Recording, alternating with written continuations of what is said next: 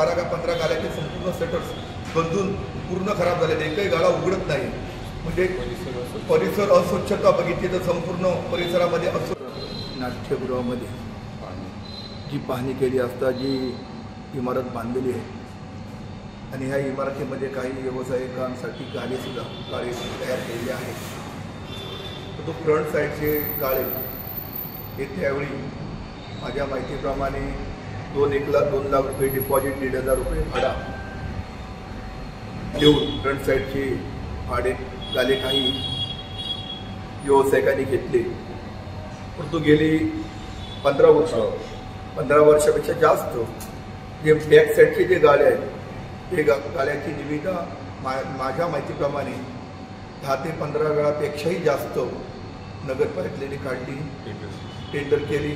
टेंडरमध्ये जो डिपॉझिटचा रेट आणि भाड्याचा जो रेट जो त्यांनी घातला होता तो रेट इथल्या मालवणातील शहरातील व्यावसायिकांना किंवा नवोदित उद्योजक असतील कोण तरुण यांना तो परवडत नसल्यामुळे त्यांनी ते कोणीही 15-20 वेळा टेंडर काढत होता, कोणीही या गाड्याची निविदा भरली नाही.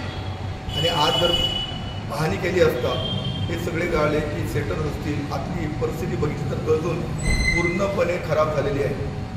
मला असं वाटतं की नगरपालिकेने याच्यावर विचार करून योग्य ते भाडं आणि योग्य ते डिपॉझिट करून हे गाले जिल्हाधिकाऱ्यांची मान्यता घेऊन हे गाले कार्यान्वित करणं गरजेचं आहे. गेली 15 वर्षे बंद ठेवून नगरपालिकेने बऱ्याचपैकी मोठं नुकसान करून घेतलेलं आहे. योग्य भाडं, योग्य डिपॉझिट ठरवून लवकरात लवकर कार्यान्वित व्हावी अशी माझी स्वतःची मागणी आहे. तर आज बघले तर सगळ्या 12 का 15 गाड्याचे संपूर्ण शटर्स गंजून पूर्ण खराब झालेले, एकही गाडा उघडत नाही. म्हणजे परिसर अस्वच्छता बघितली तर संपूर्ण परिसरामध्ये अस्वच्छता निर्माण झालेली आहे. जर कोण नवीन जर करून सुशिक्षित बेरोजगार तर त्यांना परवडणारं भाडं जर ठेवलं, डिपॉझिट ठेवलं तर या ठिकाणी छोटा मोठा व्यवसाय करून सर्वता सर्व गाड्याचं भाडं मिळून नगरपालिकेच्या आर्थिक उत्पन्न वाढेल यासाठी नगरपालिकेने प्रयत्न करणे गरजेचं आहे.